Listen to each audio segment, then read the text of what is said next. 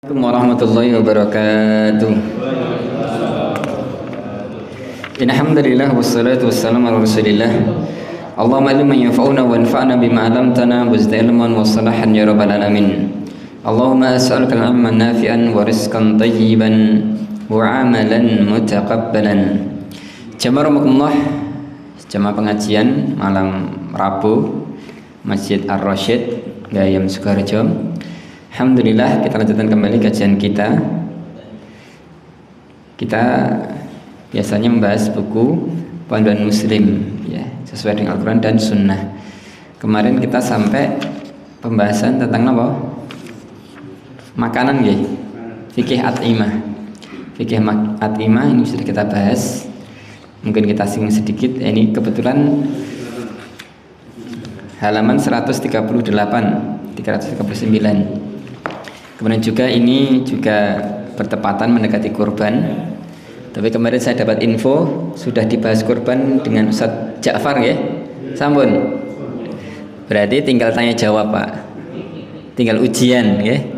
Jadi materi saya tentang makanan dalam menyembelih sudah selesai. Ustaz Ja'far juga sudah menyampaikan tentang kurban. Sehingga malam ini tinggal ujian. Sepakat mboten? Sepakat, nggih? Nah, tadi karena belajar itu tidak harus dengan diceramai, Pak. Belajar itu bahkan yang paling penting itu dengan ujian, Pak.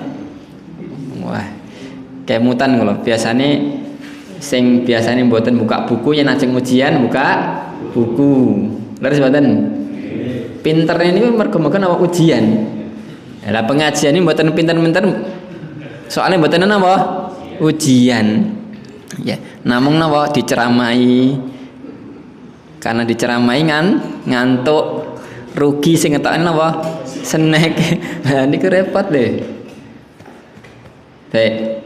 Jadi kita akan sedikit ulas kemudian tanya jawab. Baik terkait dengan menyembelih, terkait makanan dan juga nanti terkait kurban gitu. Gitu nggih? Baik, sedikit dulu kita ulas. Kemarin kita bahas tentang fikih makanan. Fikih apa? Makanan. Asalnya makanan itu apa? Halal. Jelas nggih? Halal. Ya ayuhan nasu kulu mimma fil ardi halalan thayyiba, ya. Wahai manusia, makanlah apa-apa yang di bumi halalan thayyiba, yang halal dan yang thayyib. Kemudian juga ayat yang kemarin kita bahas, walladzi khalaqalakum ma fil ardi jami'a. Dialah Allah yang menciptakan bagi kalian apa-apa yang di muka bumi jami'an, semuanya. Sehingga sebagian ulama berdalil dengan ayat ini menunjukkan asalnya yang di muka bumi itu apa? Halal, ya. Kemudian ulama sedikit merinci setiap hewan yang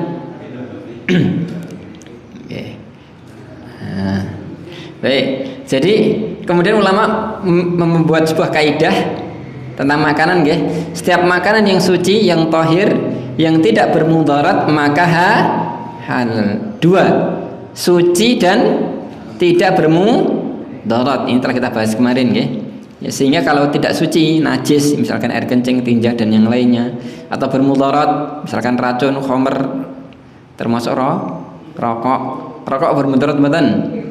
Bermudarat. Nah, sehingga termasuk dalam hal tersebut, ya. Baik.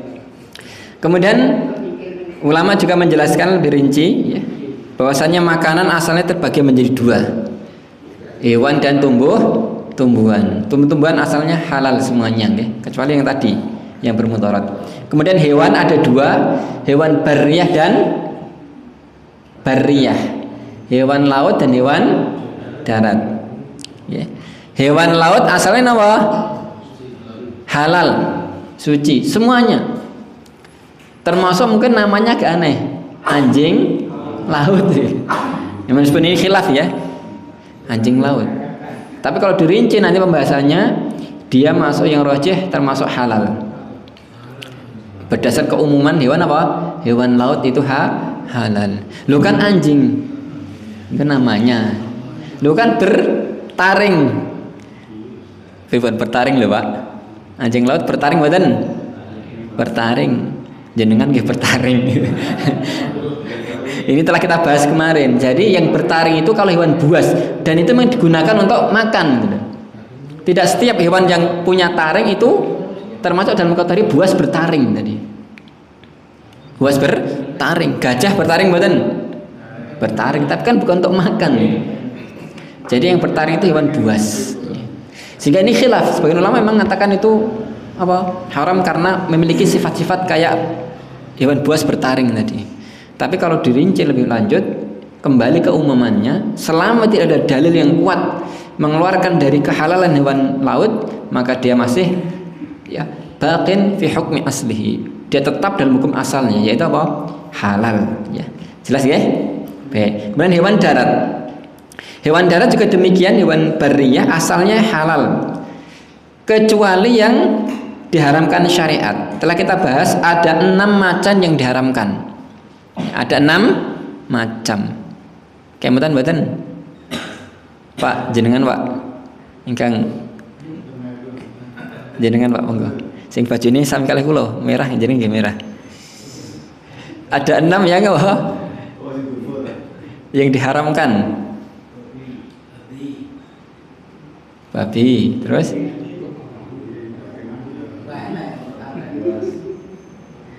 wah, kita pun kesupen ini.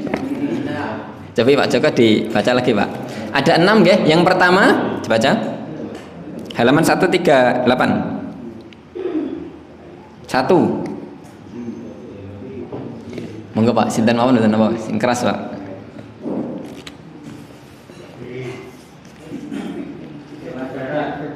Hewan darat hukumnya halal kecuali yang diharapkan syariat. Nggih. Secara ringkas, hewan yang diharapkan ada 6 macam. 6 macam nggih. 1. 1. Hewan yang dengan jelas disebutkan pengharamannya dalam nas dalil syar'i seperti babi dan keledai. Ya, baik. Jadi hewan darat asalnya halal kecuali yang diharamkan syariat. Yang diharapkan disebutkan secara rinci. Kenapa yang tidak dirinci yang halal aja, Pak? Kenapa? Karena banyak yang halal. Nanti kalau ditulis yang halal panjang, Pak. Lalu sebatan? Kalau yang dirinci yang halal panjang nanti. Kambing, domba, kelinci, napa milih rusa. Nanti kambingnya jenisnya macam-macam, terlalu panjang, Pak. Akhirnya disebutkan yang haram. Kan itu sedikit. Tapi anehnya manusia itu kadangkala ketika yang disebutkan sedikit itu pun masih napa? Masih gresulo, dikit-dikit haram, dikit-dikit haram. Padahal yang halal lebih banyak. Mirip juga dalam transaksi itu. Transaksi asalnya halal, jual beli berbagai macam jenisnya. Yang diharamkan hanya sedikit, yang mengandung riba, yang mengandung apa? Gharar. Tapi ketika diterangkan dikit-dikit haram lah. Ini namanya gagal faham. Ya, kalau bahasa kerennya keterbelakangan intelektualitas. Gitu. Bahasa kasarnya apa? Tadi gagal paham. Baik, ada 6 hal. 1 yang disebutkan secara nas langsung hewannya. Di antaranya dalam Al-Quran disebutkan tentang apa? Khinzir, babi. Dalam sebuah hadis disebutkan tentang himar. Himar apa? Ahli himar peliharaan, ya. Keledai peliharaan. Kalau himar yang sifatnya wahsy, yang liar, halal. Contohnya zebra dan yang lainnya. Ya, ini disebutkan langsung nama hewannya.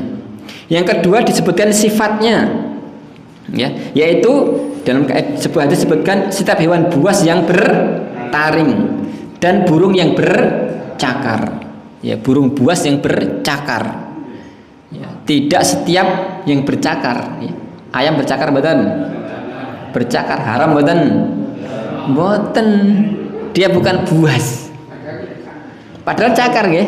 Tapi kalau dia nggak buas nggak haram. Syaratnya 2, buas dan bertaring atau buas dan bercakar. Ya. Ya, contohnya yang bercakar, yang bertaring ya tadi macan, anjing. Anjing haram mboten? Anjing haram. Ada sebagian ormas kelompok di Indonesia ini, wah kita nggak berani mengharamkan apa? Anjing karena nggak ada. Padahal ada mboten? Ada. Soalnya kalau dirinci satu-satu panjang, Pak. Lalu mboten. Hewan buas yang bertaring itu banyak. Coba jenengan list. Anjing, terus macan, harimau, singa, leopard, apa boleh? Hyena, cetah, panther, apa boleh? Serigala. Wah, ini panjang kalau diris, Pak. Sehingga disebutkan sifatnya hewan buas yang bertaring. Semua yang masuk di situ maka haram. Kalau dia bertaring saja tidak buas, tidak termasuk. Contohnya apa? Kucing. Ya kucing termasuk buas, Pak. Dia makan juga dengan itu. Banyak ya. Misalkan gajah kan bertaring ya. Baik. Manusia bertaring juga. Ini buatan buas. Tapi boleh dimakan enggak? Tidak boleh.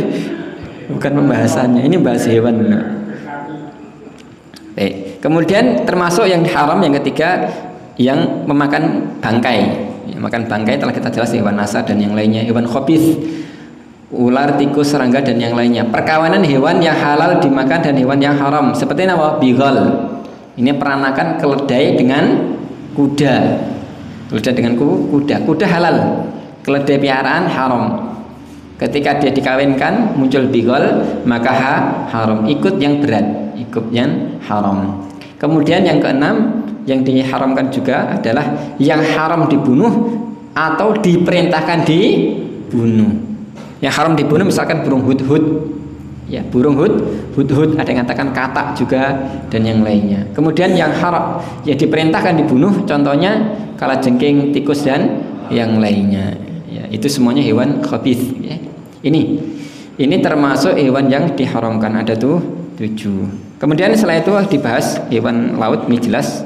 Kemudian berikutnya tentang penyembelian. Ini saya sambung dengan masalah kurban. Terkait dengan penyembelian jamaah. Jadi asalnya menyembelih itu dengan disembelih. Disembelih itu untuk apa? Hewan darat jelas, hewan laut tidak perlu disembelih. Yang kedua untuk semua jenis hewan kecuali yang caranya tidak disembelih. Contohnya onta itu tidak disembelih dengan cara seperti ini, tapi dengan nahar. Fasholli li rabbika wanhar. Nahar itu ditusuk di sini, Pak. Ya. Ditusuk di pangkal bawah. Jadi kalau sapi kemudian kambing itu disembelih leher bagian atas dekat dengan kepala di sini, nggih. Begitu. Tapi kalau onta leher bagian bawah dekat dada. Ya, dekat dada. Jadi ampun ngantos kados tiang India, jenengan tingali teng YouTube viral, ya. Nyembelih onta kados nyembelih apa? Sapi, diikat kakinya, disrekek-srekek jirantal. Oh, jenengan tingali enten nggih. Bukan begitu caranya. Nah, ini serius lho kalau Pak. Jadi semua itu perlu ilmu. Perlu apa? Ilmu. Jadi nyembelih kalau sapi, kambing dan yang lainnya asalnya dengan ya, di leher atas disembelih itu. Onta dinahar, ditusuk bagian bawah, bawah. Kalau mampu seperti itu maka seperti itu harusnya. Tapi kalau tidak mampu dengan alasan tertentu, misalkan hewan buruan. Hewan buruan namanya hewan liar, Pak. Kan tidak mungkin sini-sini tak sembelih, kan tidak mungkin. Maka dengan cara yang terbaik, ya misalkan dipanah atau ditembak, ya. Dan ketika memanah atau nembak dengan bismillah. Jelas ya? Baik. Itu. Kemudian masuk terkait dengan menyembelih. Menyembelih jamaah ini kebetulan terkait dengan kurban juga. Ada 4 hal. 4 hal yang penting terkait menyembelih. Nanti ketika Idul Adha, 4 ini penting harus difahami. Yang pertama, di halaman 40 nggih, 140. Syarat menyembelih ada 4. Yang pertama adalah ahliyatu muzakki. Yang menyembelih itu orang yang ahli, bisa menyembelih. Jadi ketika menyembelih memang tahu cara menyembelih. Kalau nggak tahu, dia belajar. Misalkan tidak pernah nyembelih, nggak pernah belajar, tiba-tiba apa? Nyembelih, malah jerantal, kan repot. Ya, itu. Jadi dia memang ahli menyembelih, mampu untuk menyembelih. Ini yang pertama. Yang kedua, menyembelih dengan alat yang tajam, ya. Pisau dan yang lainnya yang tajam, ya. Yang tidak boleh dengan tulang, dengan gigi tidak boleh, tidak boleh. Ini alatnya tajam, jangan sampai nanti alat yang tumpul. Ya. Yang ketiga, ketika menyembelih itu harus terputus 4 hal. Yang pertama hulkum, yang kedua marak, yang ketiga dan 4 adalah wajdaini, ya. 2 urat nadi. Yang pertama hulkum, ya. Hulkum itu adalah jalur nafas. Nah ini yang gede itu Pak. Nah ini jalur nafas, tenggorokan apa kerongkongan Pak? Tenggorokan ya, yang ke paru-paru itu. Nah itu hulkum. Kemudian adalah marak itu apa? Yang ke lambung. Ya, yang ke lambung. Jalur makan dan minum. Itu harus terputus. Kemudian wajdaini, 2 jalur nadi. 2 jalur nadi. Nah, nanti yang terbiasa menyembelih tahu itu caranya. Ya. Biasanya kalau sapi atau kambing itu mudahnya biasanya dengan jari itu. 3 ruas berapa dari apa rahang. Jadi dengan gini nanti biasanya orang nyembelih itu udah tahu caranya itu. Ini kemudian disembelih di situ. Jangan terlalu bawah atau tengah itu. Kalau tengah tek kena apa? Balung. Kok udah aku putus. Lagi kena balung. Jenengan ini memang lucu itu loh. Jadi nyembelih juga harus punya ilmu, ya. Agak atas kan lepas dari, ya ada tulang tapi agak ke belakang. Itu agak ke depan itu. Jadi jangan terlalu ke bawah. Nanti kalau terlalu ke bawah atau tengah kena apa? Tulangnya. Jadi nggak bisa mutus, agak ke atas untuk itu. Beda dengan onta. Onta memang tidak seperti itu. Onta dia apa? Ditusuk. Ya, itu ditusuk. Ini perlu ilmu. Jadi memutus 4 tadi. Ya.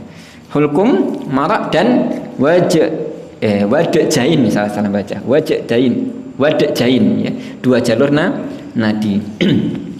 Kemudian yang keempat, syarat menyembelih adalah ketika menyembelih membaca bismillah, ya, baca bismillah ini, ya. Adapun kalau kurban, ya, hendaknya mengikuti yang dicontohkan Rasulullah. Bismillah, Allahu Akbar, hada anni, dan jadi bismillah dulu, Allahu Akbar, disebutkan dari siapa kurbannya, dari siapa. Ya, untuk itu nanti kalau kurban ini afdalnya memang nyembelih sendiri Pak. Nyembelih sendiri. Kalau tidak mampu, ya minimal apa? Hadir ketika menyembelih. Ya. Jadi jangan sampai nanti ngeten kebanyakan di sebagian tempat yang nyembelih malah nggak dekat, di rumah santai-santai ongkang. Yang dekat bocil-bocil, anak-anak kecil marahin apa? Nah itu kan repot. Kan harusnya anak-anak nggih boleh lihat tapi jauh dari ini. Lah yang gede-gede dekat bantu. Jangan saya malah dibalik. Malah apa? Dibalik. Untuk itu nggak selesai Pak. Lalu Nah tadi yang anak kecil malah ke situ, yang besar santai-santai, tidak bantu itu. Nah ini jangan. Terutama yang berkorban. Yang berkorban kalau mampu nyembelih sendiri. Kalau tidak mampu minimal hadir menyaksikan supaya ada rasa takarubnya. Rasa apa? Takarubnya tadi. Karena korban itu asalnya menyembelihnya itu. Ya, sehingga dia bisa menyaksikan penyembelihannya. Kemudian dibaca siapa yang berkorban. Misalkan ini dari bapak siapa, gitu, ya. Pak Muhammad, Pak Ahmad, Pak Ali dan yang lainnya. Dibaca namanya, dibaca namanya biar jelas itu dari siapa. Ya. Baik, ini kemudian terkait berburu, ini saya singkat saja. Terkait berburu, jamaah asalnya boleh berburu kalau itu memang dibutuhkan.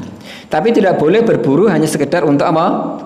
Ya tadi main-main, nembak. Kemudian dibiarkan gitu aja. Padahal dia tidak butuh. Dia tidak butuh, ya. Ya apalagi berburu hewan-hewan yang sudah langka misal gitu nggih. Melanggar itu dilindungi undang-undang. Nah, ini jelas melanggar. Sudah melanggar aturan undang-undang, melanggar juga apa? Sia-sia. Ya. Kalau tidak dibutuhkan jangan dia apa? Jangan diburu. Berburu itu kalau memang butuh. Ya, misalkan tidak punya apa-apa kemudian tidak ada apa-apa, ingin beli amis-amisan, tidak punya uang, pun jangan teng sawah buru apa welut misalkan, atau berburu hewan atau apa gitu, tembak. Ya. Tidak apa-apa. Tidak apa-apa. Kalau butuh, kalau tidak butuh maka jangan. Maka jangan ya. Baik, ini sedikit terkait dengan ya, materi yang ada dalam buku ini. Saya sudah selesai. Kemudian kita lanjut tanya jawab. Ya, masih ada waktu nggih? Baik, tanya jawab sedikit terkait dengan kurban dan yang lainnya. Atau sebelum tanya jawab, monggo mungkin jenengan ada tanya dulu. Kalau nggak ada saya balik, saya yang bertanya. Mboten. Ya, monggo. Ya, Pak Amir dulu, monggo Pak. Kaitannya dengan sunnah Nabi bahwa kita kalau hari raya Idul Adha itu kan gunakan untuk pagi sholatnya, kemudian setelah pulang dari sholat untuk sarapan, kalau bisa pakai daging bakar. Nah itu apakah boleh sebagian panitia tidak ikut sholat kemudian masak gitu setelah pulang nanti menggunakan makan gitu. Nggak ikut sholat napa? Sholat itu lah kan. Aduh, repot ini. Baik. Karena dia suka sama-sama memberikan sunnah. Sama-sama kehidupan sunnah. Pinter Pak, ingin cari alasan Pak. Enggak Pak. Lagi, enggak Pak, jenengan langsung Pak. Itu tadi disampaikan bahwa kalau misalnya membeli yang berkorban itu diharapkan bisa menyaksikan data. Tapi kadang kalau berkorban lewat sebuah yayasan seperti contohnya itu menyembelihnya di tempat jauh-jauh, misalnya di Tempat jauh-jauh. kita ya harus datang ke sana, karena kan jauh banget terus kita. Baik, bagus pertanyaan nggih. Ini baik. Yang berkaitan dengan penyembelihan hewan kurban, saya pernah lihat di YouTube kita. Itu sapi, memotong sapi itu dilemahkan dulu dengan ditutup kepalanya gitu tuh semaput, seperti semaput kalau disembelih itu boleh ya. Jadi dipingsankan dulu, baru kemudian disembelih. Ya baik, alhamdulillah 3 pertanyaan. Antar mulai. Ini saya sudah merangkum 20 pertanyaan deh Pak. Wah ini kalau jadi tanya saya tanya nanti nih. Ini 20 masail kurban, 20 masalah tentang kurban. Ya tadi yang ditanyakan Pak Amir dan Pak Putri sudah saya tulis ada di sini ternyata. Baik, pas yang Bapak tadi nggak ada. Nah, ini. Baik. Yang pertama saya jawab dari pertanyaan pertama dari Pak Amir terkait dengan nopo tadi Pak. Lupa deh. Ya masak hewan kurban. Ini bagaimana? Kemudian tidak sholat Idul Adha, boleh tidak? Tidak boleh. Beres mawon. Karena apa? Karena segala sesuatu ada waktunya, Pak. Ada waktunya. Jenengan masak yang lain apa? Yang lain sedang sholat, mari tidak khusyuk. Lalu badan. Napa mulai masak di samping apa? Masjid itu nggih. Satu. Yang kedua, nggak pernah dicontohkan Rasulullah. Yang ketiga itu setiap waktu itu ada, setiap ibadah ada waktunya.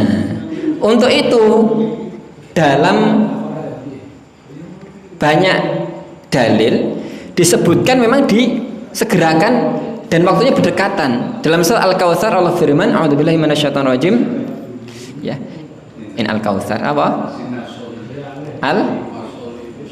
Fasholli rabbika wanhar.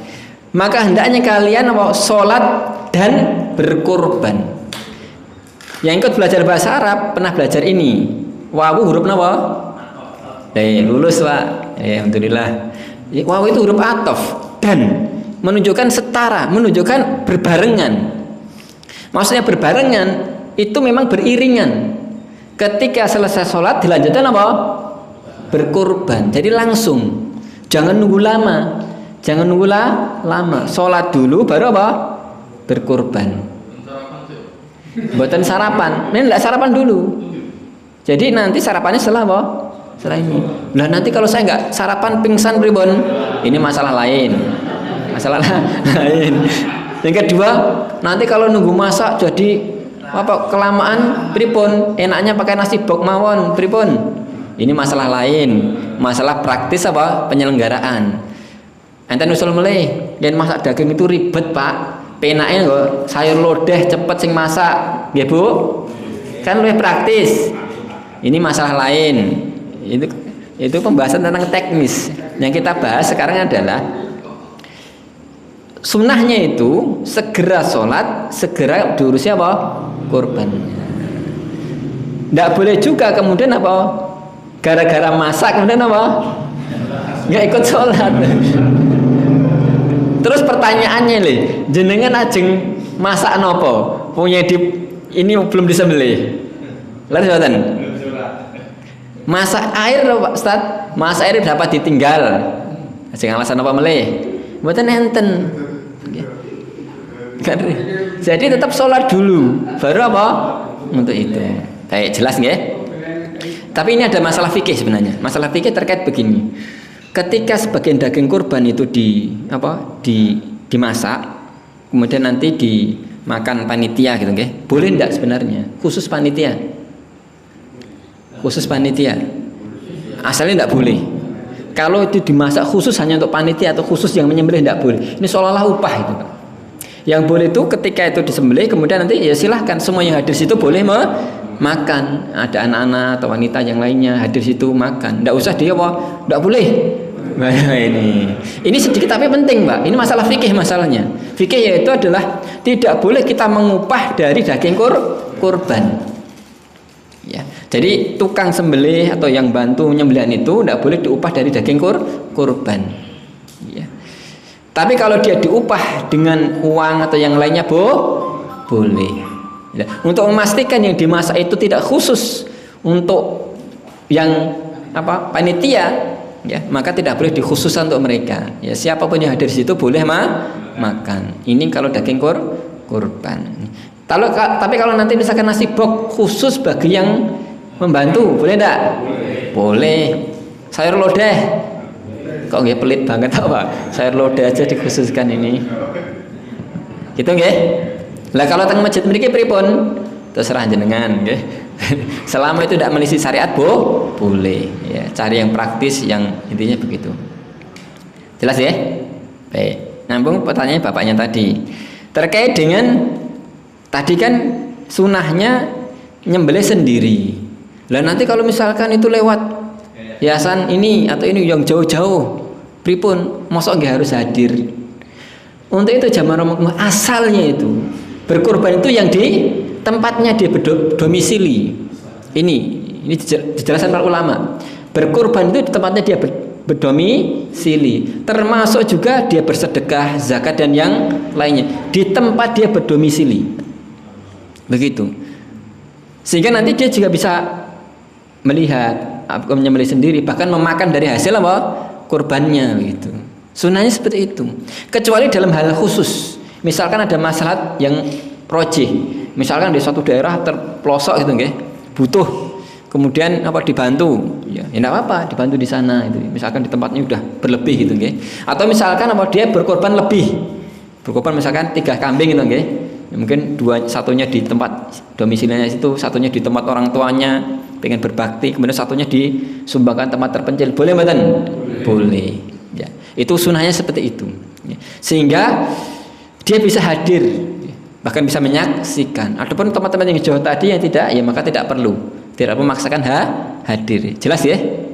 Ini juga sekaligus mengkritik sebagian orang, terutama kelompok tertentu, ya, ormas tertentu yang mana kadang-kala itu eksklusif. Ya. Kalau kurban di kelompoknya dia, dia tinggal di kampung itu, tapi kurbannya nggak jelas. Padahal kalau repot siapa yang direpoti? Tetangganya. Nah ini tidak boleh. Islam itu nggak seperti itu. Islam itu agama yang bermasyarakat, ya, melihat maslahat. Ya. Yang ya tadi untuk itu ini dalam banyak masalah itu asalnya itu di tempat yang paling dekat dulu. Misalkan dia pengen sedekah, nggih, mungkin di daerah sana terpencil ada gitu. Tapi kalau tetangganya butuh, masa mikirkan yang jauh-jauh, tetangganya dilupakan gitu. Apalagi kerabatnya gitu. Banyak kejadian itu, orang tuanya butuh, saudaranya butuh, tetangganya butuh, tapi malah disedekahkan ya tadi. Apalagi untuk hal-hal lebih, untuk bangun ini, bangun itu. Nah ini tidak layak. Tidaklah layak seperti itu. Ya. Jelas ya? Baik, ini termasuk masalah fikih juga. Jadi kurban itu asalnya di tempat asalnya. tempat dia berdomisili. Kecuali ada masalah rojih, ada kemaslahatan yang benar-benar nampak nyata, seperti memang dibutuhkan. Ya. Misalnya ada bencana suatu tempat, mereka nggak bisa berkorban, kemudian tempat ini berlebih misalkan, sebagian disalurkan, boleh mbak? Boleh. Apa harus hadir? Tidak harus. Tidak harus. Ya. Jelas ya? Jelas. Masih banyak loh Pak di tempat-tempat terpencil itu satu kambing untuk satu apa? RT. Apa enten stat? Nah ada, masih ada seperti itu. Bahkan sebagian tempat itu tidak pernah merasakan daging sapi Pak. Daging apa? Sapi, karena susah itu sapi itu, mahal. Kalau di kita kan udah biasa itu nggih. Tapi biasa. Baik, itu jelas Pak nggih? Alhamdulillah. Yang ketiga terkait dengan apa tadi? Dilemahkan terlebih dahulu ya. Baik, jamaah rahimakumullah.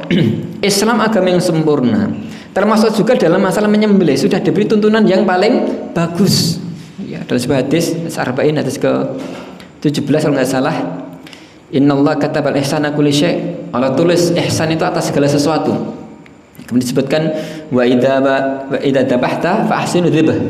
Jika kamu nyembelih dengan cara yang terbagus, terbaik. Di antaranya tadi menyembelih dengan apa? Pisau yang tajam, alat yang tajam, disenangkan begitu. Dan itu yang paling bagus. Kalau dibius bagaimana? Bagaimana? Seolah-olah bagus okay? Tapi ada unsur yang lainnya. Karena nyembelih itu sebenarnya ada hal lainnya. Nyembelih itu mengeluarkan darah kotor sebenarnya. Jadi ketika dia dibius kemudian berhenti atau yang lainnya, kemudian tidak keluar lancar darahnya, ini juga tidak bagus. Jadi masih ada hal-hal yang tidak bagus itu. Dan ini memang yang diserukan orang Barat itu, nggih. Dibius di ini, bahkan ditembak dulu kepalanya itu, nggih. Ditembak itu masih nggak langsung mati loh, Pak. Masih sakit. Coba kalau penggal kepalanya itu lebih ini lagi, lebih cepat. Sewa alam asalnya, nggih, umat Islam mengikuti apa yang disyariatkan, disembelih ya. Dengan cara yang paling bagus, tidak perlu kemudian dibius dulu atau yang kecuali dalam kondisi apa? Darurat. Misalkan mau disembelih malah apa? Giras okay. Jadi kayak sapi apa? Nah pun nih kok. Sudah, kalau seperti itu boleh disembelih dengan cara apapun, ditembak pun tidak apa-apa dari jauh gitu. Ini kondisi darurat. Kalau tidak darurat, disembelih dengan cara apa? Yang disyariatkan. Itu paling bagus. Paling bagus. Itu nggih. Untuk itu kenapa kok darah itu asalnya itu haram? Karena darah itu mengandung penyakit dan yang lainnya, sehingga darah itu tidak bahkan sebagian ulama mengatakan darah itu najis. Darah itu najis. Untuk ketika disembelih dia mengalir deras itu. Adapun yang tersisa di dalam daging dan yang lainnya itu sudah bukan lagi. Itu tidak apa-apa.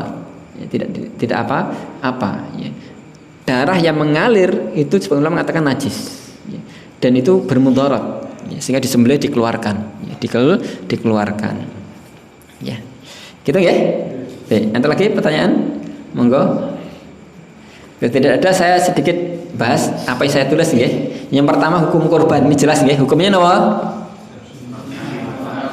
Sunnah mu'akkadah sudah disampaikan. Khilaf ada yang mengatakan wajib, di antaranya Auza'i, Tsauri dan yang lainnya. Tapi jumhur ulama mayoritas Imam Malik, Imam Ahmad bin Hanbal, Syafi'i mengatakan apa? Sunnah mu'akkadah. Sunnah mu'akkadah, sunnah yang ditekankan. Jangan sampai seperti masyarakat kita mau sunnah.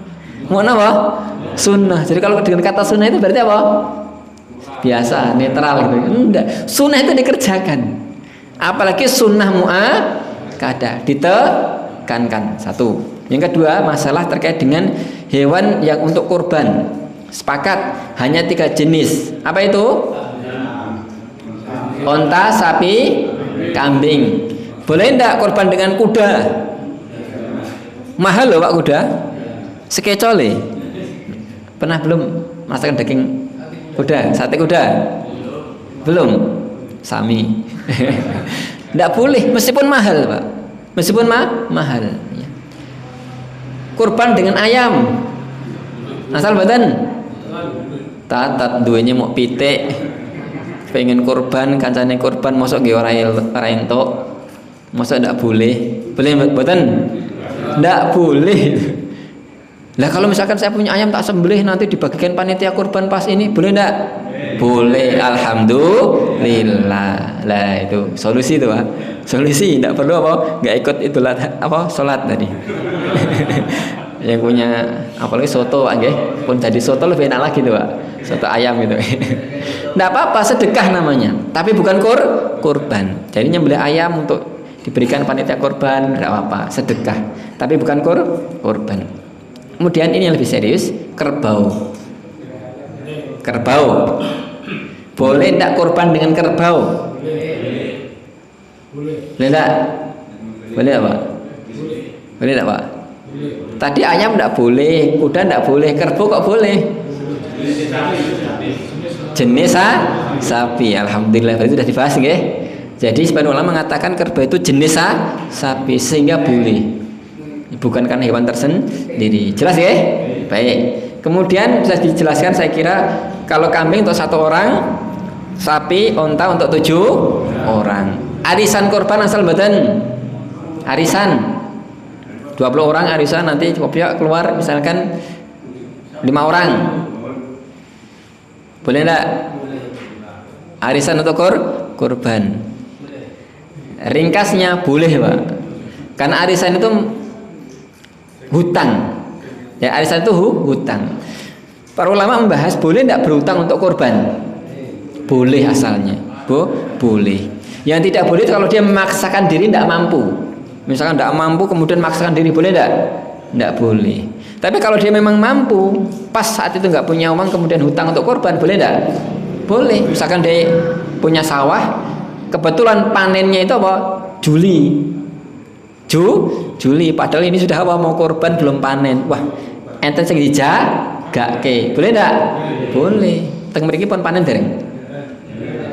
Tengen kula pas ini, Pak. Panen iki. Alhamdulillah. Jadi banyak yang korban itu, Pak. Sapinya beberapa itu. Biasanya enggak seperti itu. Biasanya hanya 4, ini sampai 8 gitu, Pak. Di sebagian tempat itu. Bar panen mungkin lagi. Jadi kalau dia mampu tapi saat itu kemudian nggak ada uang kemudian hutang, boleh. Arisan juga sama. Orang ikut arisan itu asalnya mampu mboten, Pak? Mampu. Kalau dia nggak mampu, nggak mungkin ikut program itu. Jadi dia kalkulasi itu. Ikut arisan kurban itu boleh. Boleh. Yang penting 2 hal. Jelas itu dikeluarkan untuk siapa di tahun itu. Misalkan dikeluarkan 5 orang, jelas 1 siapa? Pak Fulan atau Bu Fulanah itu jelas. Sehingga setiap korban itu jelas siapa yang berkorban dan siapa yang belum korban. 1. Yang kedua, pencatatannya jelas. Jangan sampai nanti arisan sudah dapat kemudian apa? Hilang. Kata mboten? Yang korban biasanya mboten, Pak. Tapi yang lainnya lah ini, arisan motor, arisan lainnya ngilang. Bar entuk langsung apa? Ngilang. Nah, ini hati-hati. Ini masalahnya. Adapun arisannya asalnya boleh. Berikutnya adalah tabungan korban. Boleh mboten? Nabung kemudian ini jelas ini boleh. Kalau arisan aja boleh, apalagi nabung gitu nggih. Di desa-desa ini banyak. Ya, mungkin di kota jarang nggih. Kalau di kota mungkin sudah mampu nggih. Langsung del itu mampu. Kalau di desa-desa jarang, Pak. Itu termasuk saya ada di kampung itu masjid nggih, Masjid Lubul Khair di desa itu. Begitu kemampuannya ekonomi nggak seperti di kota itu, Pak. Kita buat program itu. Tabungan apa korban. Dan manfaatnya banyak, Pak. Dulu tidak pernah bisa korban sapi lebih dari 1 guys, sekarang bisa lebih itu. Alhamdulillah. Karena kemampuan orang desa beda dengan orang kota. Ya. Manfaat yang lainnya juga sekaligus untuk menggalakkan pengajian. Dengan adanya itu kan rajin ikut apa? Pengajian tiap pekan itu nggih. Alhamdulillah. Ini. Ada maslahatnya. Jadi boleh. Ya. Kemudian iuran korban yang di sekolah-sekolah, ya, 1 kelas iuran untuk beli kambing itu, ya. 100.000 30 anak beli kambing. Ini bagaimana? Itu bukan korban. Itu bukan korban. Latihan korban. Tapi sebenarnya ya jangan latihan korban. Itu bukan korban, latihan sedekah. Sedekah. Sehingga namanya yang harus disesuaikan. Jangan sampai nanti tidak sesuai dengan apa? Hakikatnya. Ya. Jelas ya? Jelas. Kemudian saya ringkas lagi terkait dengan umur hewan korban. Hewan yang berkorban kalau unta berapa? 5 tahun, sapi 2 tahun, kambing 1 tahun, domba 6 bulan. 6 bulan. Ya. Lah, 6 bulan apa enggak masih kecil Ustaz? Ya malah empuk. Malah apa? Empuk niku enten sate napa? Balibul. Sekecap mboten? Kula usul Pak sekali-kali napa? Kajian sugane napa? Sate. Nah, itu Pak. Setuju mboten? Sing bayari sinten? Nah, repot. Jadi boleh berkorban domba itu usianya 6 bulan. Itu minimal. Kalau kurang balibul bawah 5 bulan tidak boleh. Jelas ya? Jelas. Kemudian juga boleh tidak korban dengan hewan betina? Boleh. Ini jelas karena tidak ada apa larangannya. Dan juga dikiaskan dengan akikoh. Akikoh boleh dengan hewan betina, maka tidak apa korban dengan hewan betina. Kemudian korban untuk orang yang sudah meninggal. Kan banyak itu Pak nggih. Ini korban untuk mbah ini. Dulu orang nggak punya, bayi dulu nggak punya apa-apa, anaknya sudah apa longgar, korban untuk mbahnya, pengen berbakti untuk mbahnya, boleh enggak? Harta warisan boleh, kalau bukan warisan enggak boleh. Terus yang lainnya monggo. Secara khusus enggak boleh. Kalau wasiat boleh. Macam-macam ya ini, macam-macam. Ini kalau dibahas panjang Pak. Sendirian tidak boleh, diikutkan boleh. Ini maksudnya. Baik. Saya ringkaskan aja Pak, ringkaskan biar jelas ya. Ini udah malam atau ini masih ada 10 lagi masalahnya Pak. Baik. Khilafnya banyak banget. Kalau khilaf ulama enggak apa-apa, tapi kalau khilaf jamaah masjid repot Pak, ruwet nanti Pak, ruwet. Nanti itu saya rincikan aja biar jelas. Yang pertama, asal dalam masalah ini adalah hadis Jabir bin Abdillah yang meriwayatkan tentang kurbannya Rasul. Hadisnya panjang, intinya Jabir bin Abdillah melihat Rasulullah khutbah turun kemudian menyembelih. Ketika menyembelih beliau mengucapkan Bismillah Allahu Akbar, hada anni wa mimman lam yudhi minal ummati. Ini dariku dan dari yang berkorban dari umatku. Para ulama mengambil kesimpulan boleh berkorban untuk orang yang sudah meninggal ketika diikutkan dengan yang hidup. Jadi Rasulullah berkorban untuk dirinya dan untuk umatnya yang hidup maupun yang mati. Sehingga ada 4 perincian. Pertama, ketika kurbannya seperti Rasulullah tadi, jadi yang meninggal itu diikutkan dengan yang hidup, sepakat boleh. Sepakat boleh. Jadi misalkan satu keluarga, Bismillah ini dari Pak Muhammad, kepala keluarga, dan untuk keluarganya, termasuk Mbah Pak Ijo misalkan yang sudah meninggal, mbahnya dia itu, ini boleh. Sepakat boleh. Satu. Yang kedua, ketika itu diwasiatkan, wa alam yang roji sepakat boleh. Seperti yang seperti tadi. Diwasiatkan oleh orang tuanya. Misalnya orang tua sebelum meninggal, nanti tolong dari hartaku ini atau ini, kemudian apa? Sembelihkan kurban. Itu wasiat dari apa? Orang tuanya. Ini juga boleh asalnya. Yang ketiga, ketika murni tidak ada wasiat, tidak diikutkan, murni sendiri. Sendiri misalkan apa? Ini dari untuk Mbah Fulan yang sudah meninggal. Ini menurut pendapat yang rajih boleh. Tidak haram, tidak dilarang, boleh. Dalilnya apa? Banyak. Di antara adalah keumuman bolehnya bersedekah untuk orang sudah meninggal. Ibadah harta asalnya boleh untuk orang sudah meninggal. Termasuk dalam hal ini diumumkan. Termasuk dalam masalah kurban. Ketika tidak ada larangan maka boleh. Boleh. Yang rojih boleh berkorban untuk orang sudah meninggal. Poin yang terakhir yang keempat, tapi afdolnya diikutkan dengan yang masih hidup.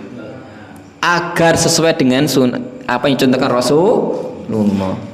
Jadi meskipun boleh, asalnya afdolnya apa Pak? Diikutkan yang masih hidup.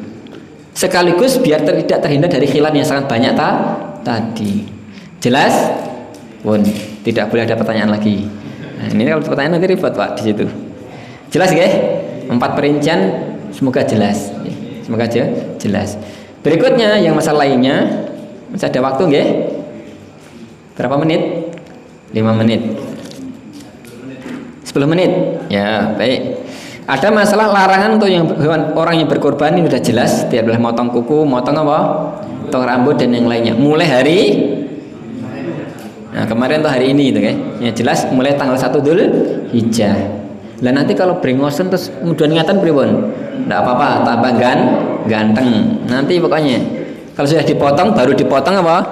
Tadi bulunya, kuku dan yang lainnya. Kemudian yang berikutnya ini yang penting, cara menyembelih sudah kita jelaskan tadi, pembagian hewan kurban. Pembagian hewan kurban. Asalnya sunnahnya aslasan. Sepertiga. Sepertiga dimakan dirinya sendiri untuk dirinya, sepertiga untuk disedekahkan, jadi untuk fakir miskin, sepertiga dihadiahkan. Ini sunnahnya. Lah kalau di negara kita misalkan kebiasaannya yang bagi panitia pripun tat? Nggih monggo. Tidak apa-apa. Tapi afdolnya yang jelas yang kurban itu makan dari yang dikurbankan. Itu bagus ya kalau di sebagian tempat itu ketika dikurban itu kan jelas ini kurbannya siapa. Biasanya kakinya dia diberi tanda nggih. Namanya berkurban, nanti kemudian mungkin kaki depannya untuk yang berkurban. Kalau sapi nggih anggotanya Pak, misalkan sampil kanan biasanya nggih atau mana lah. Nanti kemudian itu diberikan yang berkurban. Ini untuk memastikan yang berkurban itu mendapatkan dari yang dikurbankan. Ini bagus. Ini bagus. Untuk itu memang asalnya tadi berkurban di domisilinya sehingga bisa makan dari hewan kurbannya. Tapi kalau misalkan itu dia kurban dari jauh tadi karena masalah tertentu ya tidak apa-apa. Ya. Dia tidak mendapatkan dari yang dia kurban itu juga tidak apa-apa. Ya. Jelas ya? Baik. Yang berkaitan dengan itu tadi. Ya. Harus makan dari hewan yang dikurbankan. Tidak harus, ini sunnahnya. Tidak harus. Ya, berarti satu kelompok 7 orang. Akhirnya nanti harus yang tidak harus ya tidak harus. Sunnahnya diambilkan dari daging yang satu kelompok itu. Seandainya kelupaan itu diambilkan dari kelompok yang lain boleh nggak? Ya namanya kelupaan. Saya lupa gitu loh. Boleh diambilkan dari kelompok yang lain gitu, dari daging yang kelompok yang lainnya gitu. Ya kalau kelupaan ya berarti tidak apa-apa. Contoh ya dari sini itu 4 kelompok. Nah, kebetulan ya nanti kelompok 1 kan 7 orang. Jadi seharusnya atau dari disunahkan kurban yang diambil itu kan dari kelompok 1 itu. Nah, kebetulan kadang ada yang pernah ada lupa dan itu diambilkan dari yang ambil yang itu benar yang ya boleh. Jadi boleh. Kalau memang itu misalkan tadi lupa itu ya boleh diambil dari yang lainnya. Tapi tentu hendaknya panitia lebih hati-hati, lebih istilahnya diorganisasi dengan baik sehingga bisa memastikan setiap yang kurban itu dapat dari hewan kurbannya. Jelas ya? Baik. Kemudian terkait itu juga tentang kulit kurban. Ini penting Pak. Kulit kurban. Tidak boleh orang yang berkurban atau panitia kurban menjual menjual apa? Kulit kurban. Man ba'a jilda udhiyah la udhiyatalah. Barang siapa menjual kulit kurban tidak ada kurban baginya. Ini bagi yang berkurban maupun panitia kurban tidak boleh. Karena panitia juga mewakili apa? Yang berkurban. Lalu nanti kalau misalkan dijual, dibelikan kambing lagi, disembelih lagi primentat. Ini namanya jeruk makan jeruk. Masuk kulit dijualkan nanti kemudian tidak boleh. Jangan. Nanti kalau misalkan diberikan, didonasikan kemudian dijual oleh yang sudah mendapatkan, boleh enggak? Boleh. Ini terserah. Kalau sudah dibagi atau sudah diberikan kemudian dia mau dijual, mau dipakai untuk selimutan atau mau dimakan, dimasak, boleh. Terserah yang mendapatkan. Mana yang paling bermaslahat. Sehingga sebenarnya intinya jelas Pak, yaitu yang berkorban atau panitia kurban. tidak boleh menjual. Adapun kalau sudah diberikan, sudah dibagi atau diberikan orang lain, sudah terserah dia. Ya. Sehingga misalkan di sebagian tempat ya, kalau itu misalnya di kota-kota kan udah kayaknya nggak waktunya nggak cukup untuk ngurusi kulit ya, diberikan. Misalnya nanti yang diberi itu mau jual ya terserah, terserah begitu. Ya. Jadi ini perlu diperjelas ya. Jadi orang yang berkorban, panitia korban tidak boleh. Adapun kalau sudah diberikan, dia mau jual terserah dia. Jelas sampai sini? Jelas. Ya.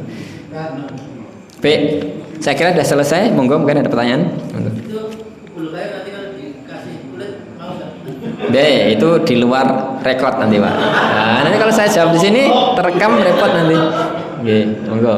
Nanti ada di situ ada panitianya itu. Baik, monggo, silakan. Ada lagi? Di luar masih ada 1 menit.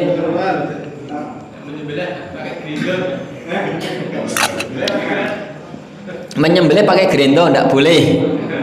Tapi kalau motong tulangnya boleh enggak? Boleh. Yang penting hati-hati, Pak. Hati-hati. Karena kadang kalau misalkan malah susah kan repot. Kalau dipotong dengan itu dengan yang tepat tidak apa-apa. Tapi kalau nyembelihnya dengan apa? Ya dengan pisau. Ya, dengan pisau. Ya. Baik, monggo ada pertanyaan lagi? Cukup ya? Kita masih enten, monggo terakhir Pak. Monggo. Terakhir. Cukup. Baik, cukup. Saya kira demikian. Semoga bermanfaat dan semoga pekan depan kurbannya semuanya lancar. Amin ya robbal alamin. Terakhir Pak, ini terakhir. Hewan kurban itu akan berpahala semakin besar ada beberapa faktor. Pertama, nilai kurbannya. Ya, tentu beda sapi yang harganya 30 juta sama yang 19 juta nggih. Semakin gemuk, semakin bernilai, semakin berpahala. Satu. Yang kedua, yaitu adalah nilai perjuangannya. Orang yang rezekinya lancar, uangnya nggih turah itu nggih, bisa kurban ya itu alhamdulillah. Tapi kalau orang nggak mampu, dia udah berusaha keras nggih. Sama-sama kambingnya harga 3 juta, tapi perjuangannya apa? Berbeda. Tentu pahalanya berbeda, juhudnya. Jadi monggo nggih yang mungkin masih kayaknya kok berat berkorban tapi masih bisa diusahakan Pak. Diusahakan biar pahalanya besar gitu. Jadi pahala perjuangan. Yang ketiga adalah pahala apa? Niat ikhlas. Ya, niatnya ikhlas. Monggo kita berkorban dengan ikhlas.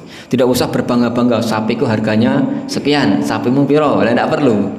Tidak perlu. Kita ikhlaskan niat kurban untuk mendekatkan diri kepada Allah. La yanallahu limuhuma wala dima'uha walakin taqwa minkum. Tidak akan sampai pada Allah itu apa? Darahnya, dagingnya. Yang sampai apa? Takwanya, ikhlasnya. Setiap ibadah itu ikhlas ini penting sekali. Jadi monggo kita berkorban dengan ikhlas sehingga nantinya bisa menambah apa? Besarnya apa? Pahala. Demikian semoga bermanfaat. Wassalatu wassalamu ala Muhammad. Assalamualaikum warahmatullahi wabarakatuh.